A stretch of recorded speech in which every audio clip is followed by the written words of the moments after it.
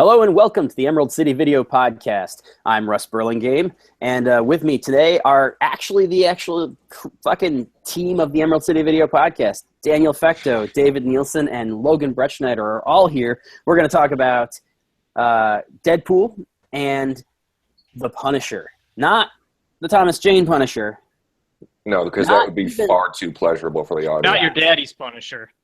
Well, actually, Not probably even the Lexi Punisher your Alexander's dad Punisher.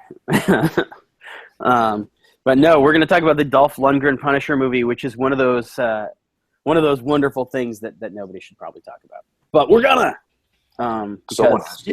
Exactly. That's pretty much the philosophy I have, and it's not good enough to show up in one of my most underrated comic book movie features for comicbook.com or something. Those spaces are reserved for movies that are actually quasi-enjoyable. Well, it's just underrated enough. Yeah.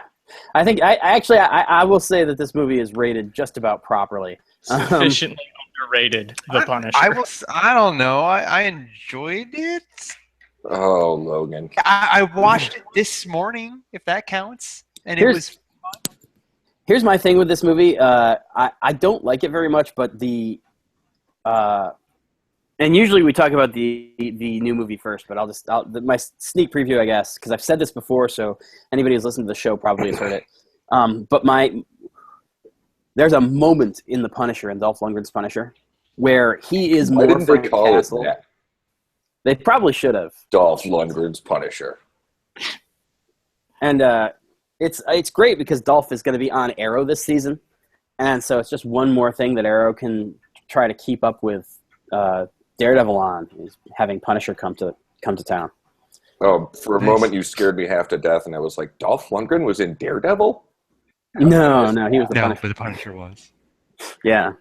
But there's a moment in this movie where Dolph Lundgren is more Frank Castle than I think any actor has ever been any comic book character. Like, just for that one moment.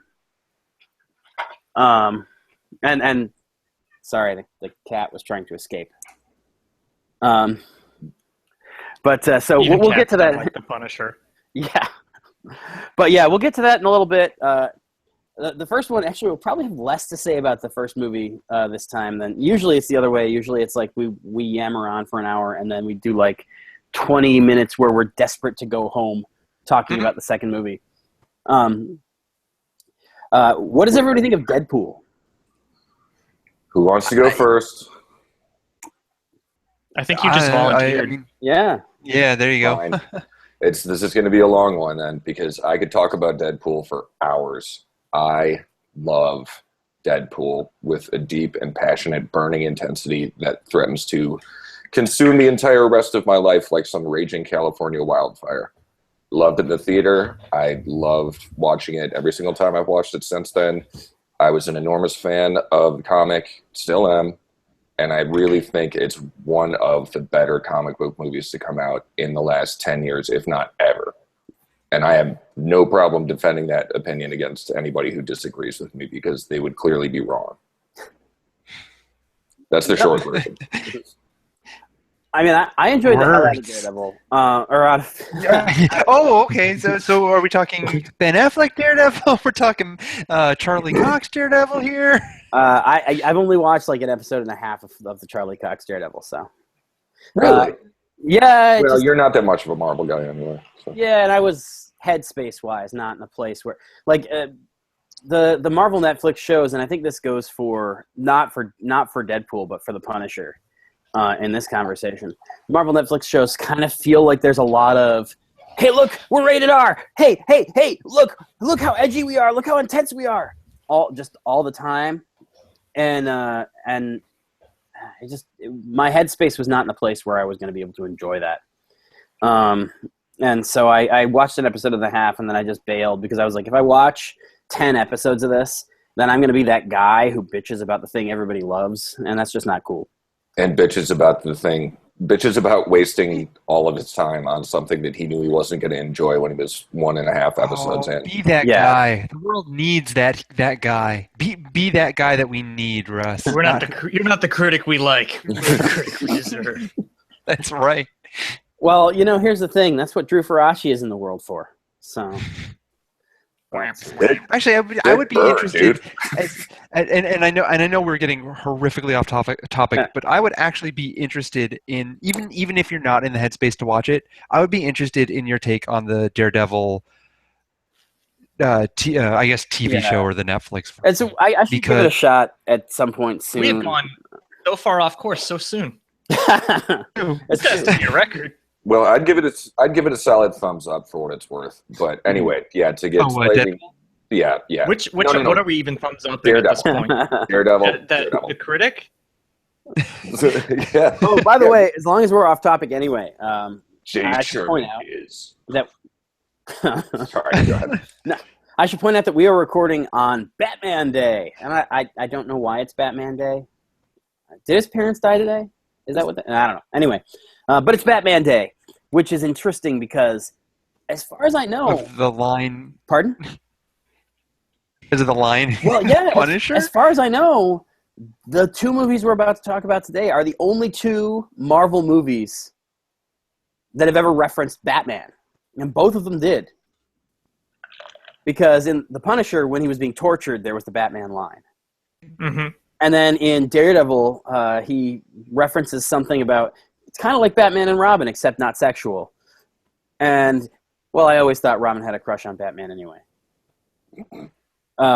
So, yeah, for some strange reason, we are, after having talked 6 months ago about recording this episode, we are now recording it on Batman Day and talking about the only two Marvel movies ever to talk about Batman in their dialogue. Layers on layers, man. I planned it. You see, now you're in my labyrinth, my mind castle. Your cave. Your labyrinth of idiot dumb luck. Labyrinth of total coincidence. Wow. But yeah, so I mean, it's still a labyrinth. I really dug Deadpool. I think the only issue that I had with it, and this is really minor, this is more the critic in me looking for something to say, is that the middle of it kind of plods. It's got that fucking fantastic opening, and it's got a great third act.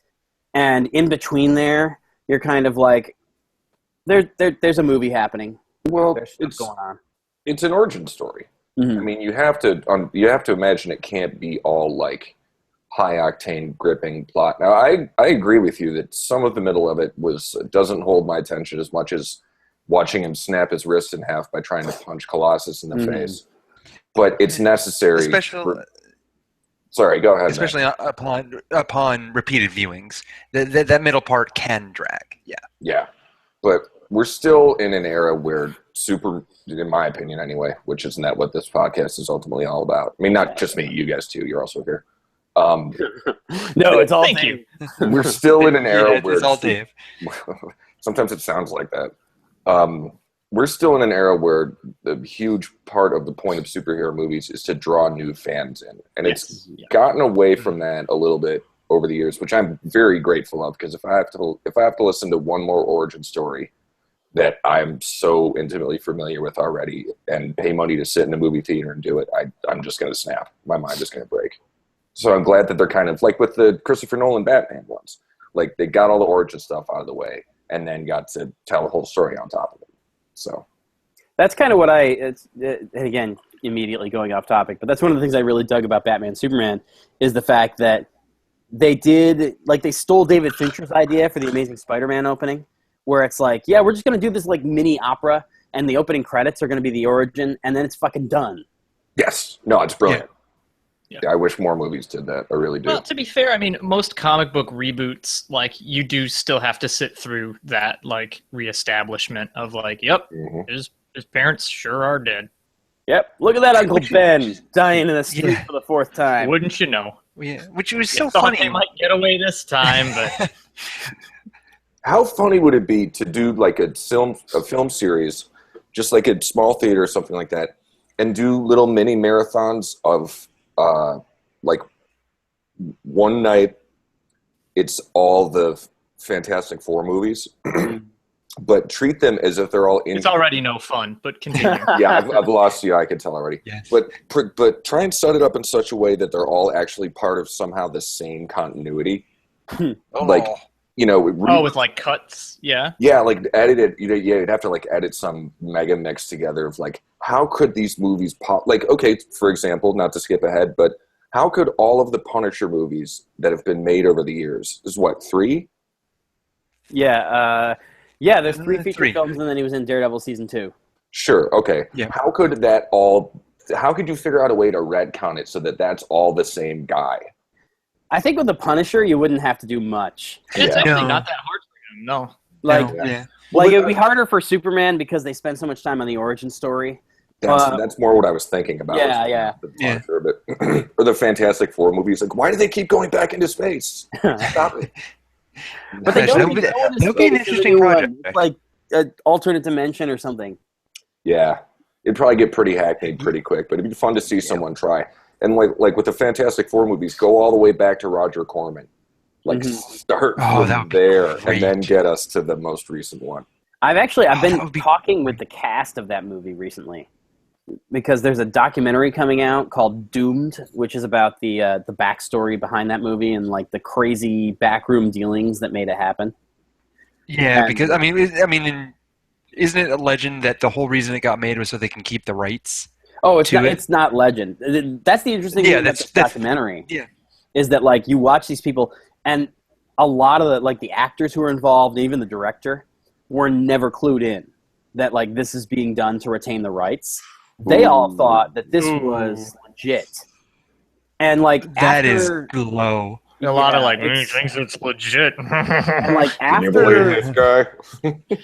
They're talking Oscars for all of them.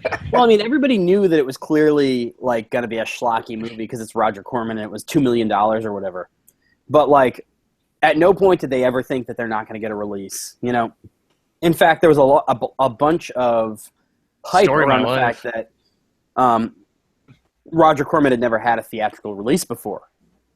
Wow. Like all his movies were going direct to video, so it was like this was the one that was going to change everything. And so like, it's funny because like the director who worked on it, after the studio sold the negatives back to Marvel so that Marvel could essentially destroy them, he stole a copy and continued to edit the movie like on the sly when nobody was paying attention. That's amazing. Yeah, like it's one of the things that I think is really cool about watching the documentary is like seeing all these people who are just like, yeah, no, this is our movie now. Like, you guys are assholes, so we're just going to do our thing.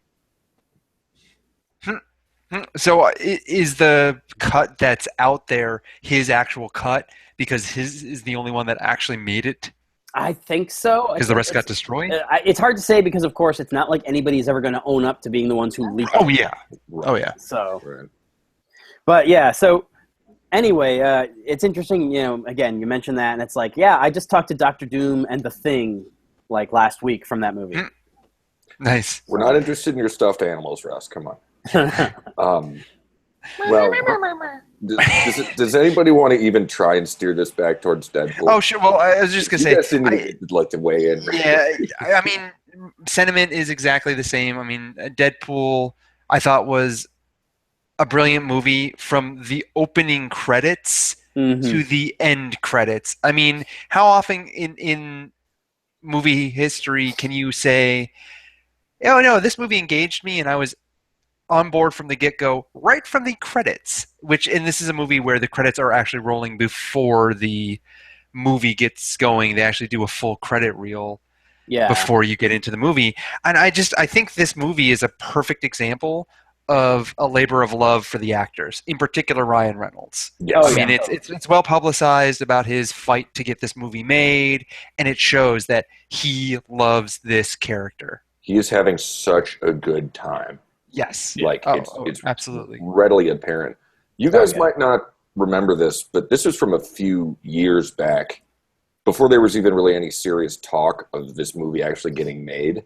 That opening sequence, they released this, what they called like test footage. Yep. It's mostly CGI. It's the scene where he drops in the car and kills the guy. It's the opening scene of the movie, basically. Right. But that had been around for years, because I remember being such a huge Deadpool fan, I'd flipped my freaking wig when I found out that it existed at all. And that's what actually got the movie made. Yeah. Totally.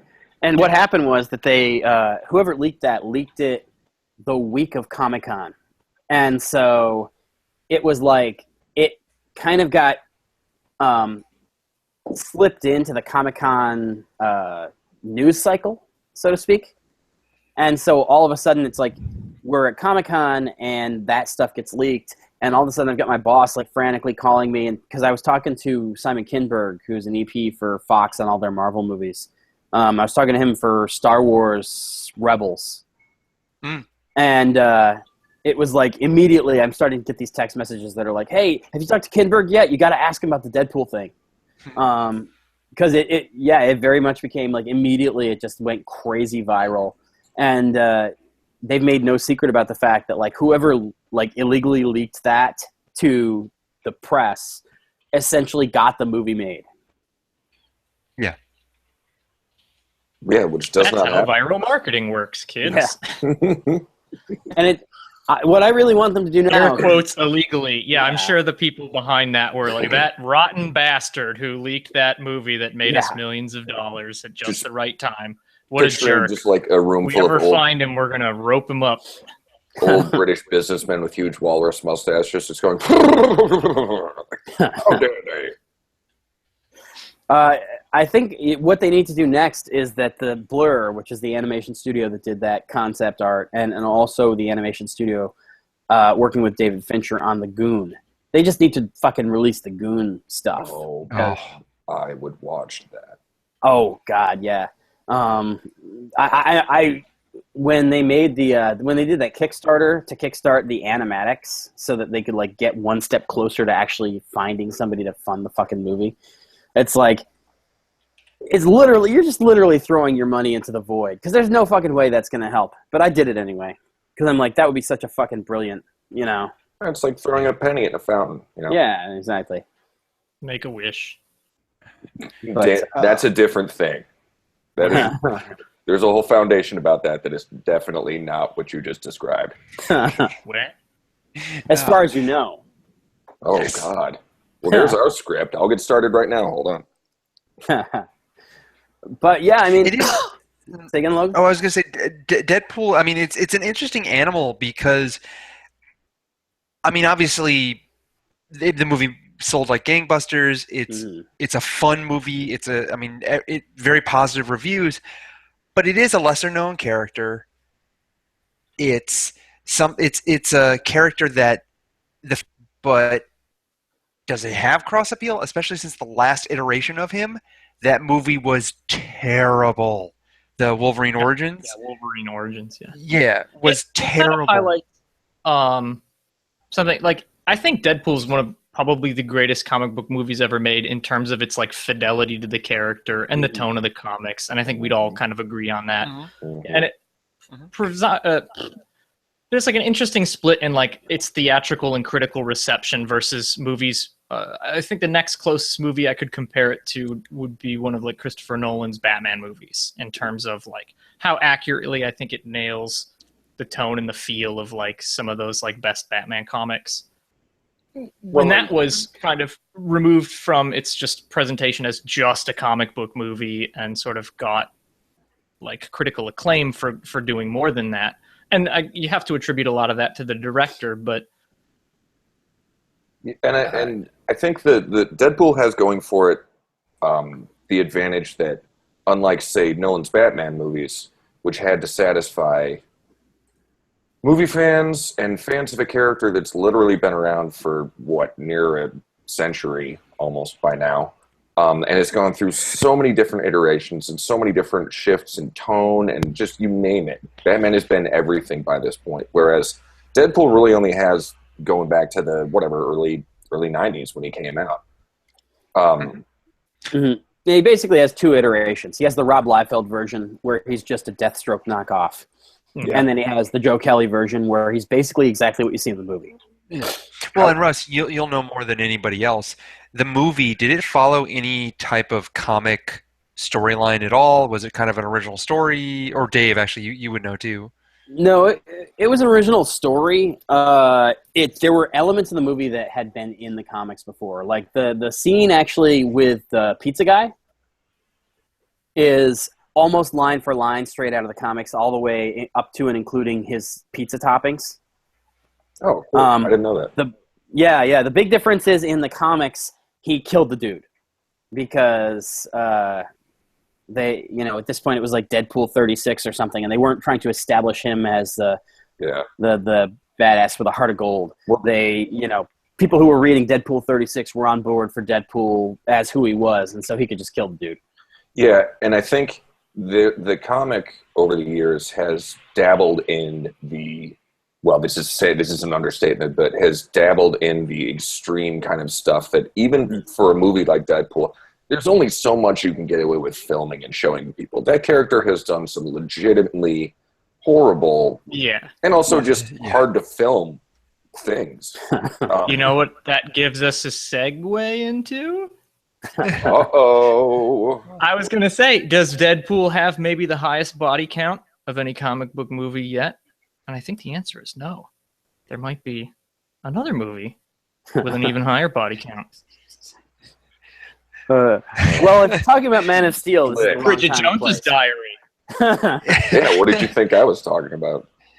Well, the what is it? Hot Shots Part 2 actually counts it. Oh yeah. Well, I mean, there's. Yeah, but that's not a comic book movie. If you remember, there's somebody on this call who actually back in 1999 had to count up all of the Punisher's murder victims.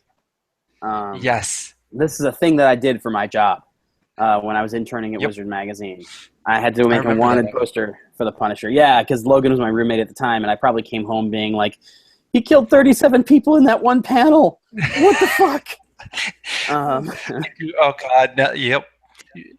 I remember calling the New York State Troopers to ask them, like, okay, so it's premeditated, but it's still self-defense. So is it first or second degree? And they're like, and you are again? Yeah. Exactly. Oh, I'm asking for a friend. No, it's yeah, exactly. Oh, God. But yeah, so I mean, it's certainly interesting. I mean, one of the things about the Punisher film is that it felt very urgently like it wanted to make sure you all knew that it was an R-rated comic book movie. Like yeah. Really? Because there's so, like, I know it's R-rated and they swear, like, actually that's the thing. I don't know if it's just it was R for the era, or the R-rated movies in today's era have completely overshadowed it, but it is so tame. They say fuck like maybe 10 times. There's little gore. I mean, there's blood, but it's not excessive. But I think that it's not so much the whether or not it deserved that rating, which I think technically, according to like the it did. Yeah, it absolutely did. But it's that how hard they were trying to make that a thing. Yeah. Then that's the thing is they might only say fuck 10 times, but it's at moments where there's no need for anybody to do that. They're just like they got the list of like, we have to have this many murders, we have to have this much profanity. I'm surprised there wasn't just like, it's probably ended up on the cutting room floor, but a scene of just like a naked woman running down the street with her tits on fire or something. Yeah, I was going to say, lack of nudity. Like, yeah, that was surprising. What, do you want to see Dolph Lundgren naked? I don't. Well, he's actually naked. Yeah, I mean, you do. Yeah, you do. All right, I mean, that's the thing. Like, you kind of do. In his little Ninja Turtle lair. I remember as a teenager thinking that it was a missed opportunity that and now I've lost the Yakuza boss's name, but her daughter didn't spend some time naked. I think, though... that was just a random contrived plot point. Oh, her crazy, weird, like, mute daughter. Yeah, the crazy ninja daughter who just beat the shit out of the Punisher like 3 times for no good reason. Yeah. And who, to my recollection, looked nothing like her whatsoever. Well, she was adopted. They do actually have a line where she was not only do they make a point of saying, oh yeah, her American adopted daughter who is mute. Yeah. So to give her like, oh, she doesn't have to talk. See, here's the thing. Here's why I think they didn't pull the trigger. No pun intended, or Punisher intended. Great. Yeah, not my best work. Anyway. Well, we're done here. Bye, fellas. Nice knowing you. No, put it. Wrap it up. The reason there isn't more gratuitous nudity and stuff like that is that I think they were still trying to make something that could ostensibly be like cinematic. You know, like it does hold itself to a certain kind of standard. Whereas if you just throw in, like I said, like flaming boobs or something, it's like a Showtime movie. It's like some, you know, straight to cable, straight to video, whatever. Like, it doesn't even qualify as it taking itself seriously enough to be shown in a theater in the first place. Yeah, instead what we get is like Louis S. Gossett Jr. trying to convince us that this is an R-rated movie by literally like being approached by reporters and then going, shit, god damn it. Okay, two things. Just for a second, I thought you said Louis S. Gossett Jr. I was like, Louis S. Gossett Jr. That's what I'm start calling. Also, anybody remember his character's name? His character in the movie, his last name? No. Nope. Berkowitz. And I just watched it this morning. Oh, yes. Yeah. When they call him Berkowitz in that one scene, I'm like, what are you talking about? Like, Berkowitz, at that time, too, it's a weird random comic book thing. Berkowitz at this time when this movie came out was the name of the mayor of Metropolis in the Superman comics. So that was a thing. I remember, like, that was the thing that I remember. Now that you mention his name, I'm like, oh, yeah, that's right. I knew that only because it was also the name of the Superman guy. Yeah, and I think there was some guy in New York City who killed a bunch of people once whose last name was Berkowitz, but I can't remember who that was. Yeah. The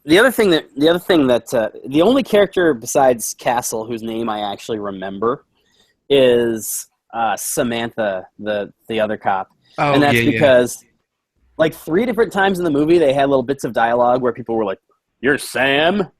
And she has to explain that she's Samantha, and it's like, really? Because that's just not that unusual. Another weird parallel between the Berkowitz thing. Guys, I'm doing layers on layers here again. I think that's what this is supposed to be. I really had to force myself to finish this movie. I cannot imagine sitting all the way through it in a movie theater. I can't say it's good, although I do have that kind of odd affection that you have for something that is just so ill-conceived and ill-executed and inconsistent and borderline unwatchable. And for some reason, apparently that's right up my alley because I did enjoy it, but I didn't enjoy it while I was watching it. But see, and here's I'm actually on the same page as you, Dave, for this too, because you're like, you don't want to like it. You almost fight liking it, but at the end of the day, I can't sit here and say it's a bad movie. It was like, you know what? It's not bad, but it's not great. Full of dumb, like late 80s, early 90s, like action staples. This is a movie that was up against stuff like Rambo and Arnold Schwarzenegger's Commando. So we need a scene where he like rides a motorcycle into like a sideshow attraction and starts gunning down ninjas with a MAC-10 because fuck it. That's what movies do these days. We need to fill some seats. All right, what can we do? Pack a bunch of kids in a school bus and have a shootout around it. Like, it's like they took entire pages from the last decade of action films, tore them out at random, stuck them all up on a wall, and threw a dartboard at which ones were going to end up in the actual finished film. Just like almost there, 92 there darts. There are some like neat action scenes outside of that. Like when they finally get to like the big bad headquarters, there's like some shootouts through the paper walls. Like that's kind of cool. There's the moment like where he just like through the walls with through swords. The wall. Yeah. Like they do have some things that are at least like a little original. Again, like that scene where he rides a motorcycle like into like I think it's a Ferris wheel or like a bowling alley. It's a combination of a bunch of weird sideshow attractions. It's a carousel or something. Carousel. Yeah. And he's like tearing around in there. Like it's neat. Like they did do some things to like not just follow like action movie tropes, but like for every one of those scenes, there's a bunch of scenes where he's just like spraying a machine gun off camera and then it cuts to a bunch of guys falling down. You do have to admire like the sort of balls out level of ambition of certain aspects of this movie. And I just picture, as with many movies of this era, especially action films, a bunch of typical like 80s movie studio executives with just a conference table that the mountain of cocaine on is just like the pyramids in Giza, and they're just like blowing rail after rail. And they're like, hey, what if he flies into the carousel and it's just a bunch of ninjas? Yeah, that's great. Like furiously writing. Well, like, again, to put it in context, like, I think we were already on, like, American Ninja 3 by the time this came out. Like, killing ninjas was a hot property, man. Like, ninjas were in. And let me just say, this is a good time for me to say the thing that I love, like, the random line that has stuck with me for, like, 25 years from this movie, which is, and again, like, in any comic book movie ever, the moment that the character, or that the actor most reminds me of the character comes from this kind of awful movie, which is when he's in the back of the paddy wagon with Sam, and she does, like, she's trying to, like, moralize at him, and she goes, "How long do you think a person can live after you've ripped out their heart?" And he just grabs her by her stupid 80s scarf, and he goes, "A long time." And then he just throws her across the thing, and then just looks straight ahead like, "We're done talking now." And I'm just like, yeah, that's the Punisher. That, like, in the course of this 96-minute movie that was mostly garbage, like, that was perfect. Well, and you know what's funny? The movie itself is the Punisher, except for the puns. If he didn't quip puns, and he does, he quips puns the entire thing, and it's the only thing that I feel is truly off about the Punisher characterization, that and the lack of guns. Well, that's where it becomes. Sorry, go ahead, man. I was going to say, Russ, you haven't mentioned your favorite scene where the murder of a Teddy Ruxpin doll. Oh, I know. Oh, God. I fucking love that. Oh, I was laughing so hard. I thought. What is it, Care Bear? Right? No, it was a Teddy Ruxpin. No, it was an actual Teddy Ruxpin. No, it wasn't. I just saw it. It was not an actual. It's like a not. It's not Teddy Ruxpin. It's a not Teddy Ruxpin. Peter Bear was his name. Peter Bear. Oh, Peter Bear. Because very much like when I watched Clue 150 times as a kid, I used to go around as a kid going, "I am your singing telegram." Yeah, same thing with this Teddy Ruxpin scene. It's like, I remember, even like when before we did this podcast and I hadn't watched the Lundgren Punisher in like 15 years, I distinctly remembered his little, like, limerick or whatever the hell it is, where he goes, "Hi, I'm Peter Bear. I really care. And to show you it's true, I've got some things to teach to you." And then it gets shot and just starts grumbling through. Because, of course, it's fed by a cassette. Peter Bear. Yeah, exactly. Real quick. It's like the Johnny Cab death. Yeah. Yeah. Before I forget, if I was writing this movie, the Lundgren Punisher, which, by the way, sounds like an amazing wrestling finishing move, like, he just got hit with the Lundgren Punisher. But the scene that you were describing, which actually is one of the more authentic moments. If I were writing this movie, when she leans over and asks him, "Do you know how long somebody could live after their heart's been ripped out?" Yeah. He would have just wordlessly just slammed his hand into her chest and ripped her heart out and been like, "You tell me." Like, but that's not really the type of movie we're talking about. But that would have been even more punny. That would have been just leaning into the spirit of this film. I mean, I know it's and I know it's cheesy in terms of like just movie stuff, but his quote unquote conversations with God are very much Punisher and Frank Castle. I mean, I'm not saying they're not cheesy, but it actually is pretty true to the character. Yeah, so it has that kind of Rorschach, Punisher's War Journal kind of terrible, terrible narrative device, but it's a narrative device that's authentic to the character. Yeah, and that's in the hands of a good writer, it can work really well. Yeah, I mean, I'm sure it's out there, but does anybody know how many actual lines of spoken dialogue Dolph Lundgren does in that film? Because it can't be a lot. It's not a lot, and he also takes a really long time to pop up in the first place, if you think about it. Like, I swear, I was 15, maybe 20 minutes into that movie before he showed his face. I was like, is the Punisher even in this? Like, did I click the wrong link or something? Yeah, no, because it's that thing where the whole first scene where he kills, like, 12 guys is all... And it's just so weird because they have, like, the weird carnival music and shit. It's, like, clearly, like, being played for laughs. And so it's a weird way to start this movie that's like, obviously taking itself very seriously and trying very hard to convince you that, like, it's not a comic book movie. But yeah, it takes him... It's probably, like, 10 minutes in before he finally shows his face. And even then... It's literally just when he, like, shows up in the wreckage of the burning building for 2 seconds, and all the reporters are like, "Holy shit, it's the Punisher!" But you don't see his face in that scene. He's only in silhouette. Oh yeah, Maybe I'm misremembering. I don't know. No. It is. You don't actually see his face until the next scene he's in because yeah. When he shows up at the docks, I think. Yeah, I think so. Because the first he's killing people almost immediately after the movie starts, but you don't see him, and I don't understand their decision to use that as a storytelling device because this is a pre-existing character that everybody already knows what he looks like. Yeah. Anybody who I think it's.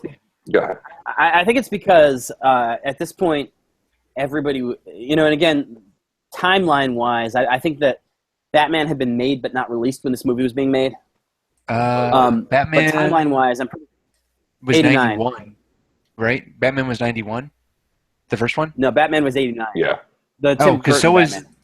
Yeah, because so was this one. This one was 89. Yeah, this movie came out in 89. But here's the thing: Sam Hamm's Batman script circulated in Hollywood for like a year and a half. It wouldn't surprise me at all if part of what they were trying to do is kind of tap into that, like the urban legend notion, which was a thing that like Frank Miller used. It wasn't really a big part of Batman until the movie like codified it as an important part of his mythology. But it wouldn't surprise me at all if like Sam Hamm's Batman script was one of the things that really pushed this movie to do that. Certainly, it's what pushed the Daredevil movie to do that. If you look, I mean, Sam Hamm wrote Daredevil, so there's that. But there was a chunk of time where like every superhero movie that wanted to make sure that you were taking it super seriously, all kind of ripped off a bunch of beats from Sam Hamm's Batman script. And I feel like this was the very first of those because it was being made at the same time that Batman was in post-production and then released like months apart. But it really feels like this person read that script and was influenced by some of the like kind of random elements. Well, and if you think back on it to that era, that's not an unreasonable thing for people to do because up until that first Tim Burton's Batman, it didn't hurt that Tim Burton directed it. But as far as like script writing goes, because it's a fairly well-written movie, superhero movies were almost universally garbage. Like, hard to watch. Okay, Superman, there's a couple here and there. But they were just, and the thought of them even getting made in the first place, the fact that we've been able to have this long of a conversation that's referenced this many superhero movies by now is remarkable. Because when we were all growing up, you'd hear about one coming out and be like, oh my God, they made a movie with a superhero in it? Like, you didn't even care which one it was. It's just the fact that they existed in the first place was exciting for nerds like us. Mm-hmm. And now it's just, and this is a little trite because everybody knows, but it's popular culture, It's a point people have made 1,000 times, but it doesn't mean it's not true. Yeah. So, but I think it's. I mean, I think it speaks for itself that in 1995, Marvel was literally bankrupt, and 10 years after that, they sold to Disney for $4 billion, which, by the way, is the same amount of money that fucking Lucasfilm sold. Yeah, that is astonishing, actually. Yeah. Well. Jesus, that seems way overpriced. Yes and no. I mean, they made that money back pretty quickly. I mean, they have, but I'm just for Marvel. I mean, I think Star Wars was more bankable, personally. But yeah, but it's also I think part of it is that Marvel has this deep well of intellectual property. If they somehow fuck up the Star Wars movies and people stop going, or at least they stop going in the same numbers, and the movies are making $700 million instead of $1 billion, then there's no place for them to go because Lucasfilm, in terms of IP, is basically Star Wars and Indiana Jones, and that's it. Well, they already ruined Indiana Jones. So. Yeah. But with Marvel, if they fuck up like 5 franchises, there's still another 80 of them to work with. Yeah, that's true. I guess. It seems like the track record of Star Wars, because let's face it, I mean, the last 3 Star Wars films before this one were pretty, by most people accounts, terrible. But they certainly made money. Mm-hmm. I mean, despite that being that bad, it just seems in terms of Marvel movies, if you look over their 20-year history, not so good until these recent crops. I mean, if you've just got, multiple chances to burn up, where's our Squirrel Girl movie? I'm just saying. Come on, man. She's got a sitcom, man. Yeah. They're doing a New Mutant. Yeah, they're doing they're pitching it around. It doesn't have a network yet, but there's a New Mutants sitcom that's supposed to start in 2017, and Squirrel Girl is the lead. Have you not seen the original Captain America movie from the 80s? Because if you haven't, that's a real gem No, it's not. Shut up. that I have access to, and we could all watch that. I think we've been through enough for the moment. Exactly. Let's find something else. Let's find. That was a direct-to-video release, gentlemen. Oh, God. No, that was on CBS. That was at a time when direct-to-video couldn't make you a profit, so they did TV movies. Really? Yeah, I know that that's was how on I saw CBS. How low can we go? Can we get some of like the Spanish Spider-Man like telenovelas in here? Like, what are we talking about? Well, there's the Japanese Japanese Spider-Man. Yeah. Where he's got a motorcycle. My big thing is that I want to keep it as feature films as my only bar. That's fine. Yeah. I've actually gotten a bunch of like Blu-ray like review copies of stuff from Arrow Video this month. That would be so much fun to watch with you guys for the Emerald City podcast, because it's like Slugs is coming out on Blu-ray for the first time. And Blu-ray? Hills Have Eyes. Yeah. Well, you wouldn't believe the Slugs. clarity. Wait, did you say The Hills Have Eyes? Yeah, Hills Have Eyes. The original one. Right? And That's a great movie. And Paula Perrell is coming out, so I got that. But yeah, I've got a bunch of like really super schlocky horror movies that we need. Like, instead of like collectively deciding during this episode what we're going to do next time, I need to like take a picture of the shelf of my shit that I've been sent for work and be like, okay, guys, what are we going to dig into? Because there's some good, fun stuff here. And we should also have like a movie night too, like where Or do you know if Freaked has been released on Blu-ray yet? Oh, it better be. I don't think it's on Blu-ray. I know that it's been. Obviously, there was a release on VHS when we were at Emerald City, because I remember. Oh, it's on DVD. Like, don't you own it, Dan? Yes, yeah. We were over this not that long ago. Oh, that's right. Yeah, we talked about this in the Crawl episode. At length, if memory serves. But it would be a great idea not to get too nuts and boltsy with stuff. Now that I'm actually here, like we could totally do. And again, like one of the things I want to do, and this would not be an ideal first time for us to record together, but one of the things I totally want to do, there's a family video in Liverpool, and we talk. I absolutely want to find a way to like get their manager to let us record there. So, well, they're not busy with much anything else. So I mean, Dan, I think they'd be happy to have some people. Yes, it is on Blu-ray. Oh, nice! It is. Yeah, I'm looking at it on Amazon right now. $11.60. How much? $11.60. Only $12. You know, I mean, my birthday was last week, so it's a little late. But you know, if you guys wanted to pitch in and get me a belated present, I was going to say. Apparently, these years out there. It's a part of a promotion where you can buy 3 value Blu-rays for a total of $20. Nice. So we could get 3 copies of Freaked on Blu-ray for $20. Is what you're telling me? Well, which one of us gets left out then? Only 17 left inside Dan because he's already got a copy. Yeah, there you go. I only have it on DVD. Whoa, don't slow down. Yeah, no, it actually is on Blu-ray. Nice. I was just telling. I need to see Bobcat Goldthwait as a fucking sock puppet man in HD. Nice. I need that in my life. I want to see every pixel of clarity on Rastafari. Highway to Hell is on Blu-ray too. What was? Highway to Hell? The best way to describe it is based on the AC/DC song. Excellent. So is this like Maximum Overdrive or something? Like, that was the other way around. They wrote the music for the movie. They didn't base Maximum Overdrive on AC/DC. AC/DC landed on us, and Stephen King threw them. But honestly, yeah, it is. It's like Maximum Overdrive. This guy's girlfriend gets stolen by Hell Cop, and he's got to go. Sold. Why would you call the movie anything other than Hell Cop? Yeah, why not Hell Cop? I don't know.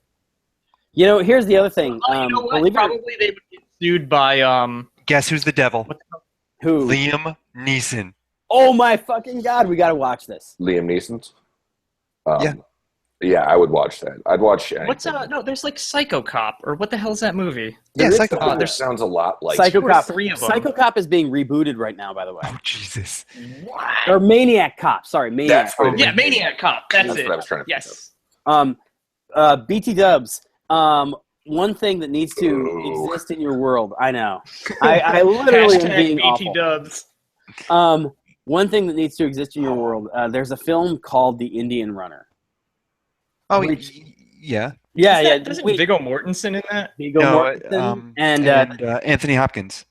Right? no, not Anthony Hopkins. No, that's the fastest Indian in the world. Yes. No, Fair enough. Indian That was Runner, good. Also had Charles Bronson as the father, and I can't. Nice. David Morse is the other brother. The two brothers are Viggo Mortensen and David Morse. Bronson is the father, and it's so interesting to watch Charles Bronson as like this sad, broken old man. And it's the reason I thought of it just now is because it's based on a Bruce Springsteen song.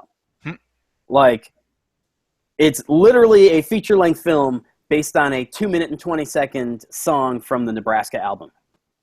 I think this officially sets a record for the longest it's ever taken you to have a conversation with any of the three of the rest of us without bringing up Bruce Springsteen. I'm impressed. You've come a long way, my friend.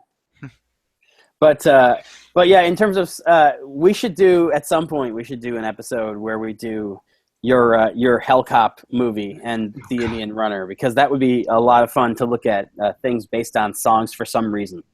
What was it called? Highway to Hell? Yeah, Highway to Hell. And I was wrong. I guess Liam Neeson's not in it, but I swear to God, it looked like him. I'm leaving. I'm done. How dare Jerry you? Stiller is in it. Nice. The what? Jerry Stiller. Jerry Stiller. Oh, Jerry Stiller. Going back to the cheesy horror movies thing, though, because as you guys well remember, that was my bread and butter when we were at the store. Like, we all liked them, but I mean, I really made myself sit through all the ones I've rattled off in previous episodes. So I won't bore you by reiterating. But you could do. Well, I guess we like to do one current release. You could do one current release of just Blair Witch. No. I want to go back and do a current release of one. No, that is a current release now. Oh God, I forgot. Yeah. 17 years in the making or something? Okay. So did people just forget about the original one? I mean, They found another camera even deeper in the woods. I'm pretty sure this Witch. one's not a found footage movie. Yeah, I'm pretty sure thank it's God. just a. yeah. Oh, like the sequel wasn't a found footage? Yeah. But so go back and do something like that. That just looks terrible, and then go back and do something that people probably haven't seen. But I personally think it's really good. And the one I would suggest, and again, we can actually hash this out later, but have you guys ever heard, you guys know who Abel Ferrara is, the director? He did Bad Lieutenant, Yeah. the first one. His first movie is called Driller Killer, and it stars him. And it's Is that shot about a with dentist? No, it's about a drill-wielding maniac who just runs around New York City. And it's so cool because it's one of those movies from the 70s that's shot in New York City, and you get such a cool look at just that little slice of what it was like back then before so many things changed. It's really interesting as a historical document, and it's not the best film. It's the first movie, but it's got some gore and some really insane stuff. So anyway, but we can pitch ideas later. That just popped into my head. Yeah. Hey, I don't mind. I mean, it's funny because we I think we're all kind of on the same page on both of these movies, which is always a little bit boring in terms of conversation. Like, everybody really dug Deadpool. There's minimal flaws, but it's kind of like, fuck it, it's a great movie. Yeah. And then with The Punisher, it's like, this is kind of the definition of so bad it's good. And it's also one of those movies that I saw a million times when I was a kid. Because like Dave said, as a geek growing up, they just didn't fucking make comic book movies. Your options were limited. Yeah, very limited. And See, I would disagree. I don't know if I don't think that it's. I don't see this movie as a so bad it's good. I see this movie as this is what kind of action movies were at the time, and if you were going to take one of those movies and brand it as a comic book movie, this is exactly what you get. And I also have a guilty pleasure for Dolph Lundgren in like all kinds of random things. I mean, and here's the thing too. Like, I mean, objectively, I mean, it's so hard for all of us at this point, I think. But like going back to 1989, I think this was actually kind of a standard movie.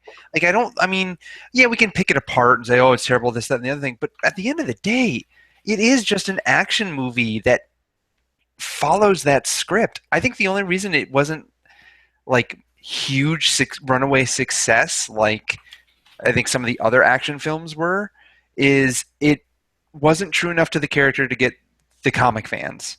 Because, yeah, I mean, one of the biggest things, and I remember this actually, I remember one of the biggest complaints I had with it as a comic fan was he doesn't wear a skull on his shirt. Yeah, that's true. How do you pass on that? Yeah, it's just so. I mean, it's just a random little stupid thing, but we all know. I mean, I had that. Random. That would be like making a Superman movie where he doesn't wear an S on his chest. Yeah, I think that they passed on that because they were really trying to go for more of like the Stallone Cobra look, which had come out in 1985.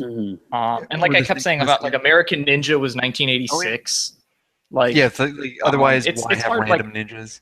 Well, Dave might be like our horror movie guy. Like I'm deep into that like action movie shit. So like for me, like this really is like right in that time capsule of like what those action movies were kind of doing at the time. And this was, I think, an action like a late 80s, early 90s action movie first, and a comic book movie maybe like third or fourth. Yeah. Well, and just for sake of comparison, what came out that same year that I think really had this just lost in the shuffle was Indiana Jones and the Last Crusade had come out. Lethal Weapon 2, which I'm pretty sure you could almost go beat for beat on a lot of things with this movie, with Lethal Weapon, with just the franchise. A Bond movie, License to Kill. Batman. So you had arguably up until this wave of... Yeah, this is just be buried under all that. Yeah, no, exactly. I was going to say, arguably you'd have this like... What was the standard for comic film until this new wave? Well, and if I'm not mistaken, I don't think this got a theatrical release in North America. Like, I'm pretty sure this was a European release, and then it went straight to video in the U.S. Fudged the rules a bit on this one, did we, Burlingame? Hey, blame Fecto. This was his idea. I usually do for just about everything. All right. The housing crisis, you name it. The fake moon landing, or whatever. White people. It's cold up there. The worst. Cold out here? No, it did. It got a... Oh, did it? It did get a theatrical release in 1990, though. Oh, so after it had already kind of come and gone? Yeah. Yeah, in Los Angeles. So a limited release to say they did it, basically. Pretty much, and it was in a comic. It was at a comic book and a science fiction convention. So what you're saying is it silently crept into a packed movie theater. It was shown in a movie theater one time in front of a bunch of people who were predisposed to maybe like it. Yeah. Yep. No, but other than that, Russ, you're right. It was a European release. Yeah, I remember when I was doing my crazy Punisher project, reading letter columns where people were really upset that they hadn't had an opportunity to see it in theaters. It was Les Punishers with an E and a U. It's all dubbed dialogue. Well, actually, a lot of when you're dealing with Dolph, some of it is. Wow. 1989 was he a good has year a degree in like Oh, yeah. physics. Yeah. Dolph Lundgren? Yeah. Yeah. And it's not University of honorary. Phoenix does not count. No, it's not honorary. In fact, that is actually why he was in America. He was finishing up his degree in Los Angeles, and he got discovered. In like a lab? No, like just walking around. Yeah, his lab, Under a microscope was Dolph Lundgren. Help me! The perfect man. A really interesting episode of How Did This Get Made, where they talked about the Dolph Lundgren? Masters of the Universe movie. How did Dolph Lundgren get made? I saw that Rated in theater. X. Yes. Yeah, I've listened to that one before. I think it's one of their live episodes too. Yeah. That's a pretty Yeah, So how they did did- that, so how and that was one of the ones that they had like IGN or somebody did a oral history as like a companion piece to it. I think they do that with pretty much every episode by now. Oh, do they now? Yeah, maybe. But we should yeah, be talking about other podcasts on our podcast. That's not. That's all right. They listen to us. Yeah, exactly. Like you should only listen to us, or we'll steal your children and kill their teddy bears. How much for the little girl? There's your wife. Sell me your wife. So how did it get made? Because that is talk about an atrocious movie. I don't remember a lot of the specifics of it. I remember there were a lot of things that were just kind of like, yeah, the studio says X, and so you have to just kind of make that happen. And I know that budget-wise, they couldn't afford to go to Eternia, so it was like, well, everybody's coming to Earth, in spite of the fact that's never happened in one of the stories. That wasn't like a Golan and Globus thing, was it? I don't think so. The guy who directed it is the guy who was the creator and executive producer of this children's TV show at the time called Captain Power and the Soldiers of the Future, which was the first kind of VR show because they had these toys that would like integrate with the TV show. Yep, and you could shoot the TV. Yeah. Oh, you had to look through the chest of the toy or something? Yeah. I remember that. Why do I remember that? I don't know, but I interviewed that guy a couple of years ago because they're rebooting Captain Power like right now. Yeah, it's going to be an ARG game for your phone, like Pokemon Go. No, it's going to be like I don't know if it's a web series or TV show, but they're going to screen the pilot at New York Comic Con next month. Random connection to Superman. Yeah, Skeletor was Perry White. That's true. He was. And everybody in that movie, it's funny because Dolph Lundgren has been He-Man, the Punisher, and now he's going to be the head of the Bratva, the Russian mob on Arrow. So he's going to be a Green Arrow villain. It's like, how many comic book characters can one guy be when nobody liked any of those performances? Yeah, they just keep giving him chance after chance. It's like, you're so brilliant at physics. We suck at everything else, but you're such a good physicist. We're just going to let you keep trying. But for some reason, that doesn't go for that hot chick from Wonder Years. What, Winnie Cooper? Yeah. Yeah, she has like a bunch of books on science and stuff because she's like I think it's physics. Yeah, I think it is too. Sorry, I just got lost in reverie for a second thinking about Winnie Cooper. For most men of a certain age. Danica McKellar, that's what her name is. Yeah. It's late, and this gin and tonic used to be very full. It's no longer full. Oh. Well, I've gone through like 3 or 4 of those through the course of this. Well, that's because no one can see you get up to make another drink. Do you have any idea how long this thing has been empty? This is a crime against humanity. Let's wrap this shit up. Oh man, I haven't been drinking. That's what's been missing. I put a lot of damage on my birthday gin. Very nice. Oh damn, man. I gotta buy one of those. We were at Beak and Skiff. Beak and Skiff. Wow. Beef and Skip. Beef and Queef. But I gotta get some of their apple cider gin. Yes. Oh. 1911. Yeah. Oh, hey. I happen to know a place where you can buy it. Very nice, very nice. You'll have to tell us off air because actually before, even though you said you were going to, we got you distracted and you never actually told us. So. Oh, right. What? Yeah, imagine that, me getting distracted about something. Who said that? Yeah, that's pretty much the whole episode, which is fine because, again, we were on the same page, so talking about other shit was good. Yeah, I'm sorry if I was steamrolling a little bit. It's just No. we were all pretty much going to agree about this stuff. And also... Yeah, Deadpool, good. Punisher, even better. Yeah, there you go. Argument. Boy, this could have been a 5-second podcast. Yeah, there it is, yeah. The thing that I love about everything else is Punisher, getting edited.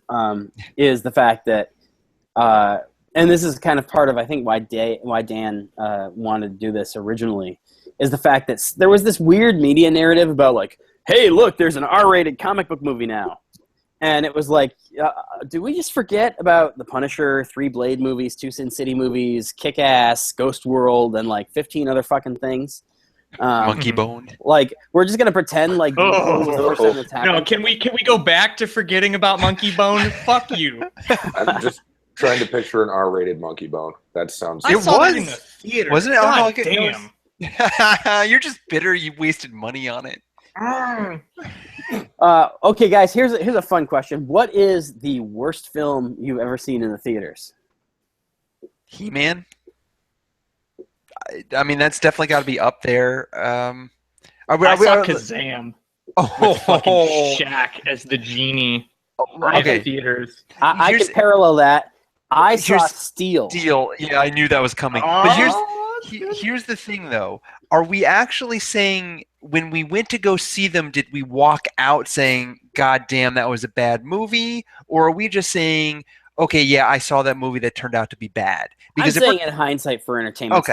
Okay. No, I know some movies that I went and I saw excited to see them. Yes. Kazam. I was a kid. I mean, I didn't know better.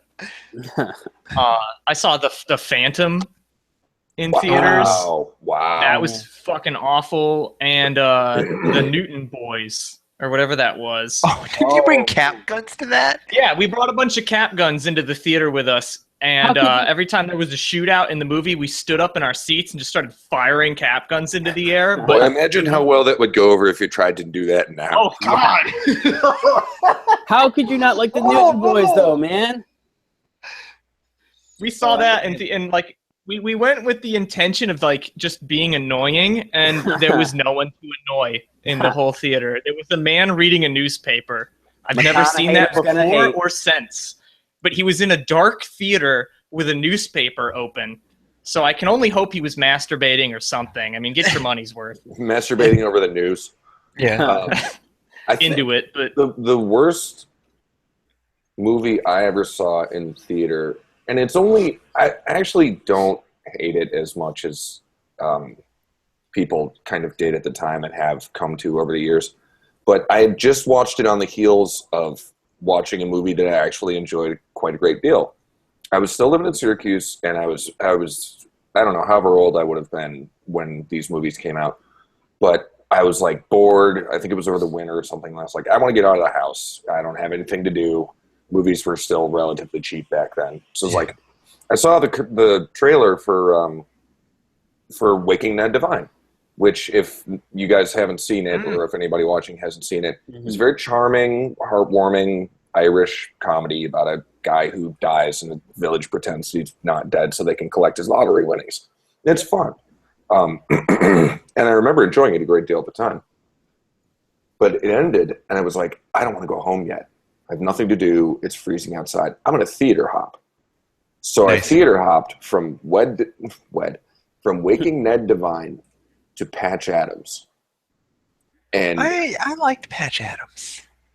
Well, you know, I really don't know what to tell you. Because I'm not a terrible human being. Yeah, but I am, and you know that. So, Yeah. of course, picture me, and this is back in my, like, sullen teenage days, too. Oh, yeah, that was the broad. I can just imagine Dave Nielsen in a movie theater elbowing the person next to him and going, you know, he's still going to die. Well, here's the fun part. There was nobody else in the movie theater next to me. I think I was maybe the only person in the theater. That's Did what you happened go early in the day? Yeah, it was. It was like right in the morning or early afternoon or something like that on a weekday. I don't remember most of the rest of the specifics, but I remember thinking there are probably like 2 other people in this movie theater with me right now.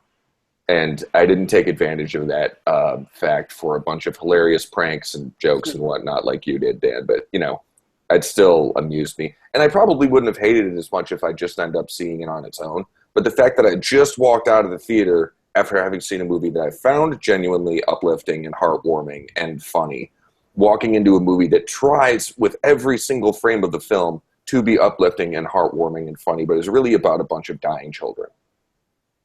Robin Williams can only do so much with that. So yeah, that's probably the worst thing. See, it's funny because for me, when I saw Steel in the theaters, which was going to be my answer, I saw it for free with a friend of mine who worked for the company that did the janitorial services for the theater. Oh, sure. And we were the only 2 in the theater. So, like, they were running a movie for 2 people who got in free and nobody else. Wow. Nice. I mean, I want to say Masters of the Universe, but I mean, that's the thing. At the time, I genuinely liked it because I was a kid. I mean, now it it still has just some terrible. like really cool special effects for its time. Yeah. Plus, I mean, I was, I think 9, so it's like, yo, that's He-Man. That's right in my wheelhouse. Yeah. But yeah, I mean, it is Your genuinely a big bad wheelhouse. movie. Yeah. Woo. That's Well, right. it is a Mattel property. God, I think I'm gonna go with the Dungeons and Dragons movie, the first one, Ooh. because I Saw actually that went in to. theaters too. Yep, Yeah. I went to go see that, and I actually walked out saying, "Why did I spend money on this? Like Sure. this, it was just What bad." it said Dungeons and Dragons. I know. That's it. Got me too. It got me too. It's funny. I think the opposite of that for me, like the movie where I went in just thinking like this is gonna be fucking terrible and I'm gonna hate it, and then you walk out and you're like, holy shit, how did that happen? Was Harold and Kumar Go to White Castle. Mm. Like I got free tickets. I had zero expectations. I thought That's it was gonna be total always the best garbage. way to see a movie. Oh Yeah. yeah. For free, definitely. For Yeah. free. And yeah, it's because like you have no obligation. yeah. Yeah. Well, and I almost didn't even go, but it was like I wanted to get out of the house or something. But it was like I got there and I had no expectations. I thought it was going to be trash. And then you watch it and you're like, holy shit, Neil Patrick Harris is my hero now. Yep. Did I ever tell you guys about the time I almost got me and 2 of my friends thrown out of the theater for heckling Black Swan? Oh, God. That's amazing. That is Yeah. amazing. That's I hate to talk trash about Aronofsky because I do love most of his movies, but I find that to be particularly unwatchable. And so me and 2 of my friends go down to the theater to see it because I'm like, hey, it's Aronofsky, this will be fun.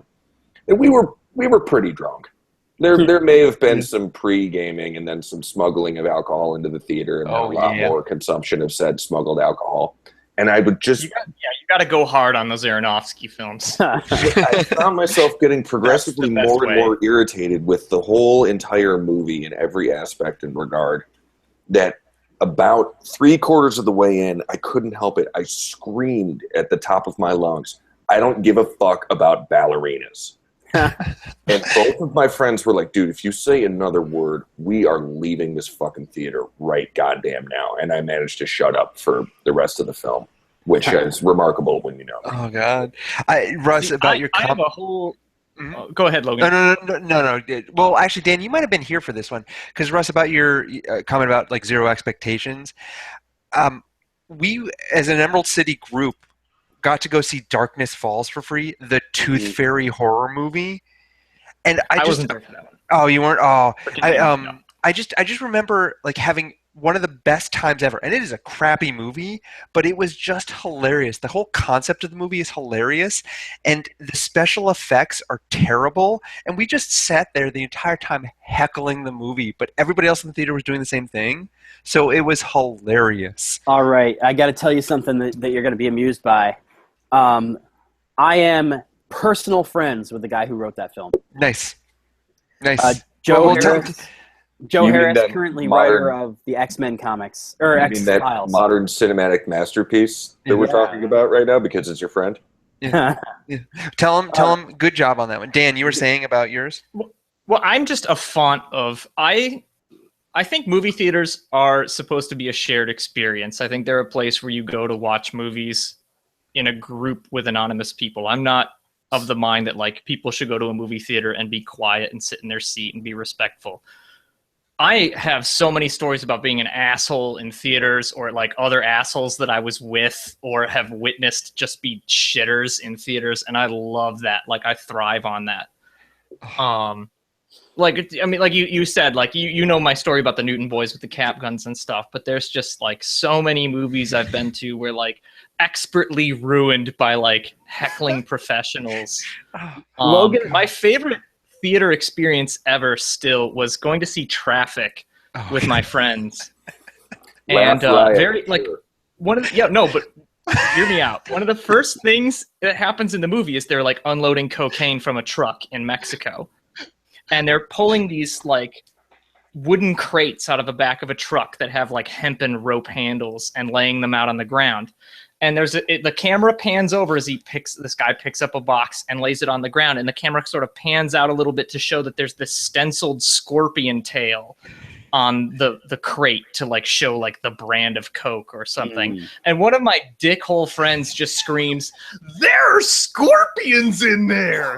at the top of his lungs. And the whole theater just loses it laughing, and we never get it back. That whole movie was ruined, like, from the get-go. Like, there was no way to recover, like, the series. Like, I had to watch that movie again later on DVD to actually get into, like, the narrative, because every 15 minutes someone is just chuckling about the scorpions. That's great. Or some stupid shit. Like, killed it. Oh, God. Well, see, I think that Logan, was it you? Were you with me when we did the lightsaber battle during... Oh yeah, yeah, James Silent Bob. That was actually just a great day because we got I the think weirdest we just enhanced looks. that film by Oh yeah. We went down for anybody who might not know, the day that Jay and Silent Bob Strike Back came out, I went to every screening all day long. I was right there with you. And yeah, Logan was there with me. Zach was there for a big chunk of the day, and other people came in. Characters. Because you had the jacket and I had Brody's shirt from Mallrats. Yeah, and I had Banky's hat. Yep, and you had Banky's hat. And so at one point we went to we got lunch and we went and bought lightsabers and a stuffed monkey, so that way we could be more appropriately dressed for the rest of the day. Yep. And then Logan and I would just lightsaber fight during the lightsaber fight every fucking time. Yep. And I will say I think that pretty much everybody who went agreed with us that it was enhancing the experience. I think that everybody who was there to watch that film was totally on board with like dumbass college kids lightsaber fighting in the middle of the movie. Yeah, no, and even the staff there, like they were like, as soon as we walked up, because we got there first thing in the morning, first showing, and we're like, okay, we want 12 tickets each. Yeah, 12 tickets each to see as many of these showings as possible from this first showing till you close. And they just gave us this look like, are you serious? Like, yes, we're serious. Okay. And from then they just pretty much let us do whatever we wanted. Yeah, pretty much. Yeah. I've had the opposite reception where I've had people ask me after the movie was over if I would refund them the money for their ticket. I had during Titanic, some girl turned around crying, like eyes all swollen with tears, and tell me I'm a terrible person. A lot of good times. What'd you do in Titanic? Threw a lot of candy.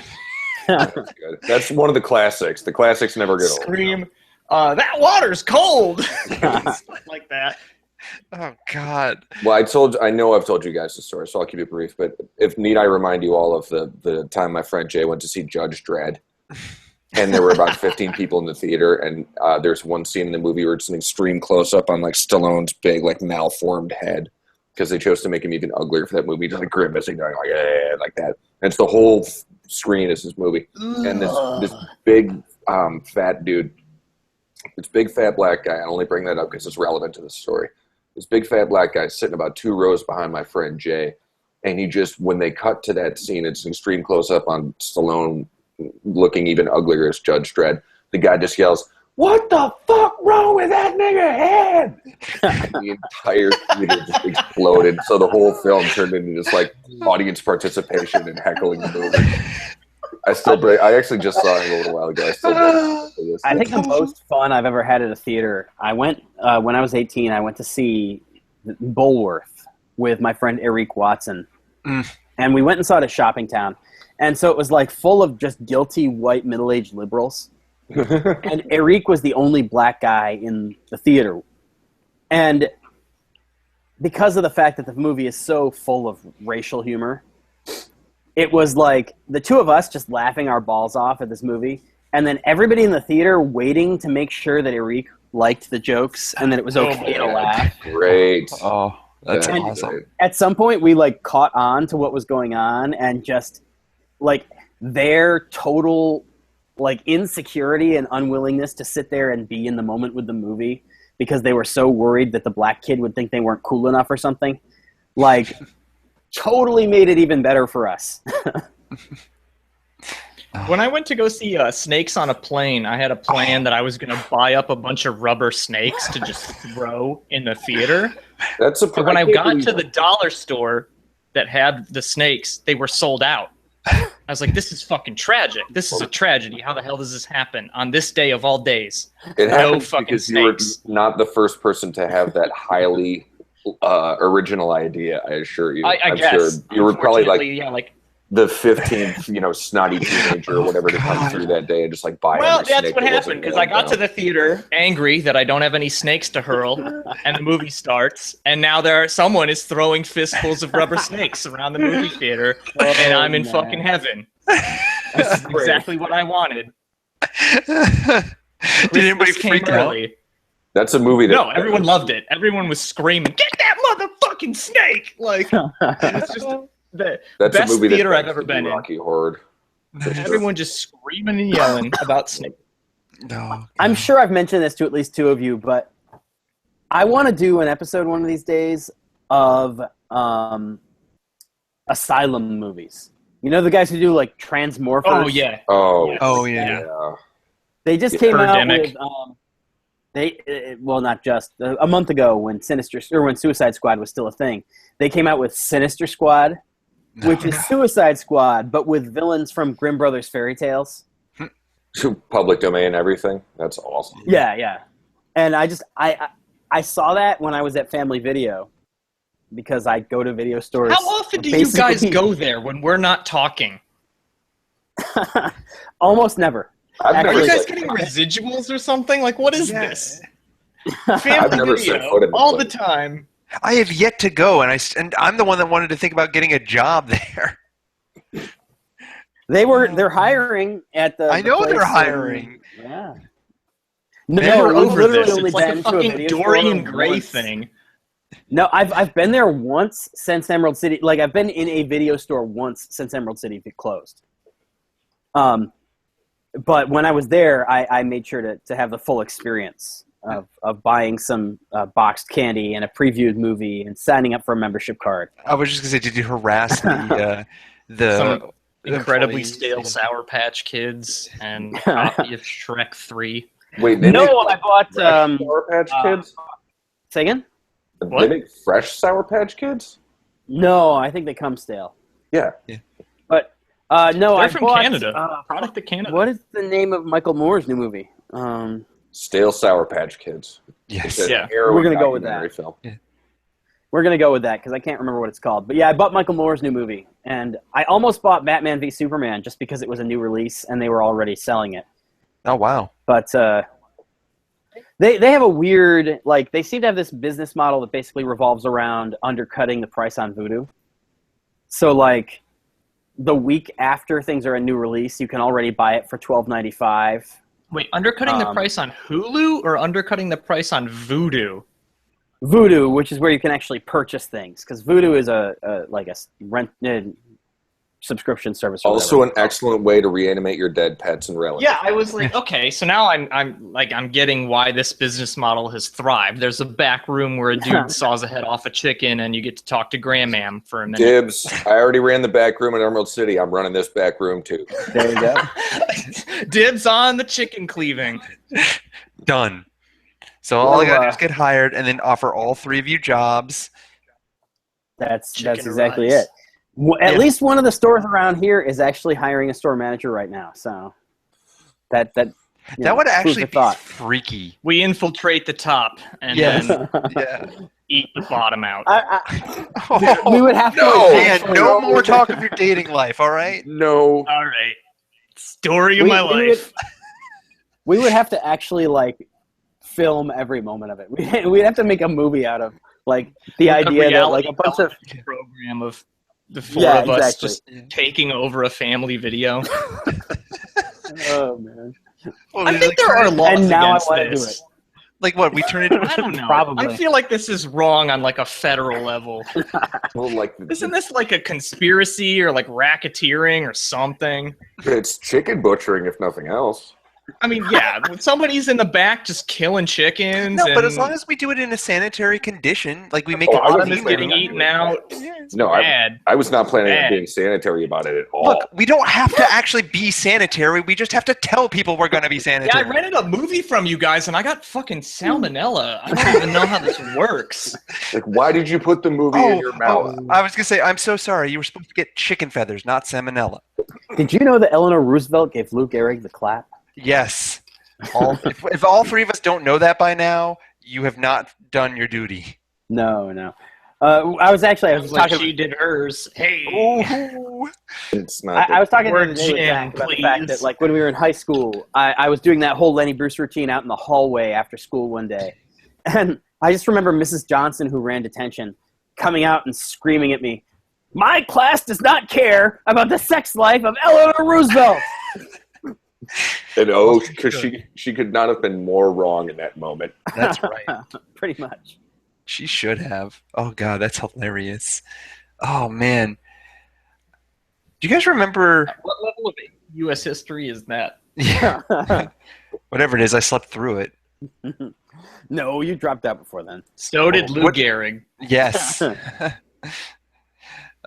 you guys remember the She also Krabby gave Patties a that check. they used to have at Emerald City That's Video? how it really spread.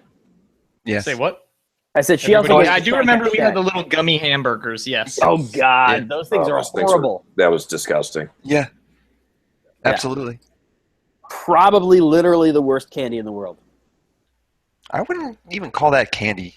I don't know. Shit snacks are pretty bad. I What? have never had That's a candy I made up. isn't that from Archer? Yeah, it is. Holy shit snacks. Yeah. Oh boy. Which is Arch- fine what because are we actually, doing?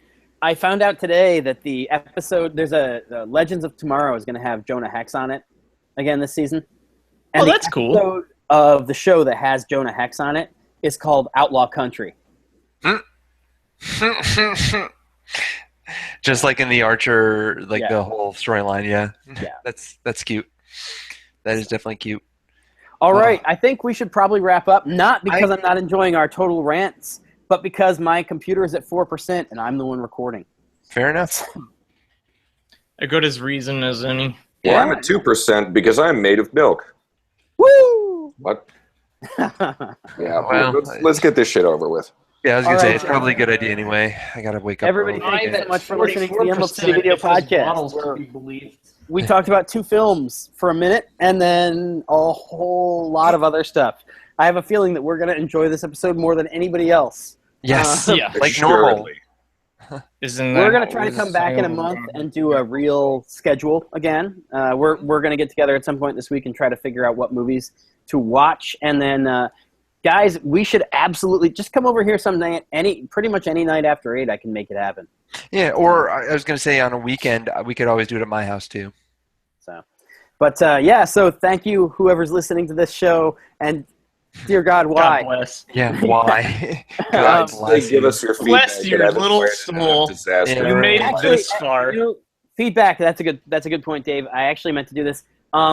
There is a new direct-to-DVD animated Batman movie called Batman Next vs. Mutants, and because it's Batman Day, and because I'm reasonably confident that nobody's listening to this, the first person to tweet at @ECV_podcast Emerald City Video Podcast Twitter account and just ask for a free movie gets Batman Next vs. Mutants. So happy Batman Day. Thank you for listening. And the Emerald City Video Podcast will return. Well, I'll be back with Zach in a few days to do the 5 for 5 thing anyway. Cool.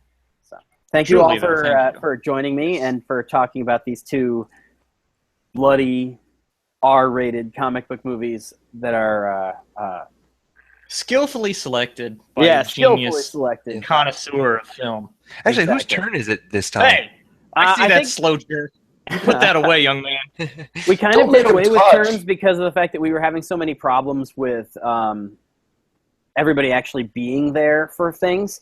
But if we're going to commit to a recording schedule, then it's Dave's turn because Dave's the only one of us who hasn't picked 2 movies yet. Good call. Yes. Oh dear lord. He's drunk with power, but also just plain drunk. And an asshole. You guys know That's a good place for us to cut. Bye. Hey, guys. Good night.